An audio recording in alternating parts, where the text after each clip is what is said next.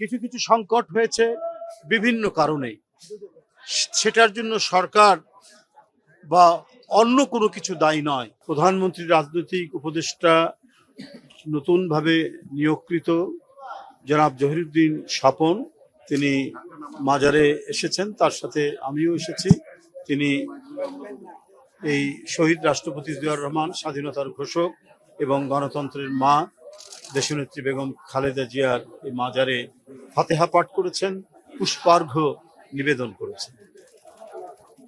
আমি বিশ্বাস এবং দীর্ঘদিনের পরিচিত একজন রাজনৈতিক ব্যক্তিত্ব, ছাত্র জীবন থেকেই আমরা পরস্পরের সাথে পরিচিত।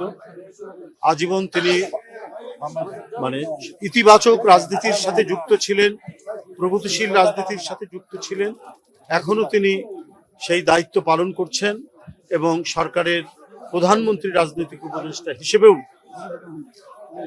দক্ষতার সাথে তিনি কাজ করবেন, তার মেধাকে কাজে লাগবেন। আমি বিশ্বাস করি জহিরুদ্দিন স্বপন তিনি সেই দায়িত্বটি নিষ্ঠার সাথে পালন করবেন। বন্ধুরা, জহিরুদ্দিন স্বপন ইতিমধ্যে অনেকবার তার এলাকায়, নির্বাচনী এলাকায় জনপ্রতিনিধি নির্বাচিত হয়েছেন জনগণের শুভেচ্ছায়, আবারও জনপ্রতিনিধি নির্বাচিত হয়েছেন, সরকারের দায়িত্ব পালন করেছেন, করে যাচ্ছেন এখনো। তো সুতরাং আমরা রাজনীতি এবং সরকারের যে কোনো জায়গায় আমরা তার যে মেধা, তার দক্ষতার যে সহযোগিতা, সেইটা আমাদের দলের ভারপ্রাপ্ত চেয়ারম্যান জনাব তারেক রহমান সেটি পাবেন। আপনারা জানেন যে বর্তমানে অনেক সংকটের মধ্যে দিয়ে সরকার তার দায়িত্ব পালন করছে, কিন্তু সরকারের একটাই বড় যে জায়গাটি নির্মাণ করেছেন সেটি হলো সততার সাথে, নিষ্ঠার সাথে জনগণের প্রতি প্রদত্ত ওয়াদা নির্বাচনের আগে যেটি করেছিলেন দলের চেয়ারম্যান এবং গণপ্রজাতন্ত্রী বাংলাদেশ সরকারের বর্তমানের প্রধানমন্ত্রী, সেটি সুচারুভাবে বাস্তবায়নের প্রচেষ্টা চালিয়ে যাচ্ছেন নিরন্তর, নিরলসভাবে, এবং এই প্রচেষ্টা দৃশ্যমান, আপনারা সবাই দেখছেন। কিছু কিছু সংকট হয়েছে বিভিন্ন কারণে, সেটার জন্য সরকার বা অন্য কোনো কিছু দায়ী নয়। সেটি হচ্ছে, আমি বলবো যে এক ধরনের প্রাকৃতিক একটি সংকট। প্রাকৃতিক সংকট ইন এ সেন্স যে আপনার যুদ্ধের কারণে আমাদের জ্বালানি সংকট হয়েছে এবং আমাদের যে টার্মিনাল, যেখানে গ্যাস এলএনজি যেখান থেকে সরবরাহ করা হয় সেটি ত্রুটিযুক্ত হয়ে পড়ে। সেই কারণে এখন গ্যাসের চাপ কমে গেছে কয়েকদিন, এবং বিভিন্ন এলাকার কল কারখানা বন্ধ থেকেছে এবং বাড়িতে বাড়িতে চুলা জ্বালানোর ক্ষেত্রেও সেখানে তৈরি হয়েছে সংকট। বন্ধুরা, আপনারা জানেন ইতিমধ্যে গত পরশুদিন আমাদের যে মহেশখালীতে ভাসমান যে টার্মিনাল, সেটার যে ত্রুটি হয়েছিল সেটা সম্পূর্ণরূপে সারাই করা হয়েছে, ঠিক হয়ে গেছে, এবং এলএনজি ভর্তি কার্গো ইতিমধ্যে এসে পৌঁছেছেন এবং সরবরাহ চলছে। আপনারা জানেন যে দেশের বিভিন্ন অঞ্চলে গ্যাসের যে চাপ কমে গিয়েছিল সেই চাপ আবার বৃদ্ধি পেয়েছে, লোডশেডিং অনেক কমে গেছে। তা আমি যেটি বলেছি, একটি সরকারের আন্তরিকতা থাকলে এবং জনকল্যাণে মনোনিবেশ করলে সেই সরকার সফল হয়। সেইটি তারেক রহমানের সরকার নতুন করে প্রমাণ করেছেন, সেটি দেখিয়ে দিয়েছেন। তার আন্তরিকতার যে কোনো ত্রুটি ছিল না, এবং এই যে জ্বালানি সংকট যেটি হয়েছিল সেটি যে সরকারের কারণে নয়, সেটি দেশবাসী দেখেছে, আপনারাও দেখেছেন।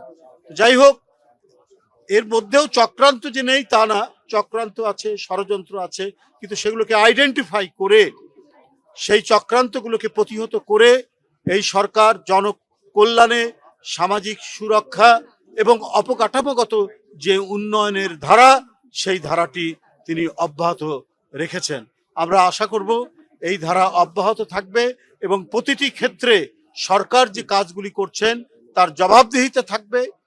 সেটি পার্লামেন্টে হতে পারে, সেটি নেতাকর্মীদের মধ্যেও সরকার মন্ত্রীরা সেই জবাবদিহিতা করবেন সাধারণ নেতাকর্মীদের মধ্যে, এবং গণমাধ্যমে আপনারা যারা আছেন আপনাদের মাধ্যমেও জবাবদিহিতা করছে সরকার। ইতিমধ্যে তার কয়েকটি দৃষ্টান্ত সেটি রেখেছেন। তাই বন্ধুরা আমার, বর্তমান সরকার গণভিত্তিক সরকার, জনকল্যাণের সরকার, সামাজিক সুরক্ষা নির্মাণের সরকার, এবং এই সরকার সমস্ত দুর্নীতির ঊর্ধ্বে উঠে যে অবকাঠামো নির্মাণ করছেন সেটি অতীতে, বিশেষ করে গত ফ্যাসিস্ট আমলে সেটির দৃষ্টান্ত নয়, বরং ফ্যাসিস্ট আমলে যে ভয়াবহ মেগা দুর্নীতি হয়েছে মেগা প্রজেক্টের নামে, সেইখান থেকে আজকে যথার্থভাবে উন্নয়ন হতে যাচ্ছে, উন্নয়ন হবে, এবং সেখানে যত ধরনের দুর্নীতি অতীতে হয়েছে সব দুর্নীতির অবসান হবে, এবং দুর্নীতিমুক্ত একটি উন্নয়ন পরিকাঠামো যে গড়া সম্ভব, যে গড়া যায়, একটি জনগণের কাছে দায়িত্বশীল সরকার যে সেটি করতে পারেন, সেটি জনাব তারেক রহমানের সরকার সেটি দেখিয়ে দিচ্ছেন, এবং আগামীতে আরও তিনি সেটি দেখিয়ে দেবেন। এটি হবে একটি গণতান্ত্রিক সরকারের উজ্জ্বলতম দৃষ্টান্ত। আমার সাংগঠনিক দায়িত্ব যে সংগঠনকে মজবুত করার ক্ষেত্রে, সংগঠনের নেতাকর্মীদের মধ্যে আন্তঃসম্পর্ক বৃদ্ধির ক্ষেত্রে, এবং তৃণমূল থেকে জাতীয় পর্যায় পর্যন্ত সংগঠনের যে সমস্ত ত্রুটি বিচ্যুতি যেগুলো থাকবে বা সৃষ্টি হবে সেটাকে কিভাবে মেরামত করা যায়, এই ক্ষেত্রে দলের চেয়ারম্যানের যে নির্দেশনা এবং তিনি যেভাবে গাইড করবেন সেটি আমরা সাংগঠনিক স্তরে তৃণমূল থেকে জাতীয় পর্যায় পর্যন্ত সেটি বাস্তবায়ন করব। এটাই হচ্ছে এটাই হলো আমার মূল লক্ষ্য, যে আমি এইভাবেই করতে চাই। আমার যারা সহযোগী সহকর্মী যারা রয়েছেন, সরকারে রয়েছেন, দলে রয়েছেন, স্বপন ভাইয়ের মতো, তারা প্রত্যেকেই আমি মনে করি যে এই ক্ষেত্রে সহযোগিতা করবেন।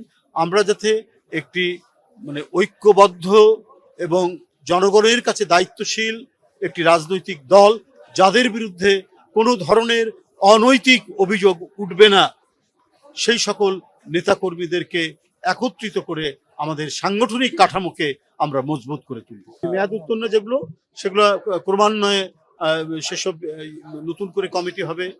আর কেউ বিদায় নেবেন, বিদায় নিয়ে তো একবারে চলে যাবেন না, তিনি হয়তো তার আপওয়ার্ড মুভমেন্ট হবে, তিনি হয়তো আরো উপরের দিকে যাবেন, আরেকটি সংগঠনে বা বিএনপির মধ্যে আসবেন, নতুন নতুন নেতৃত্ব, সেই অঙ্গ সংগঠন নেতৃত্ব আসবেন।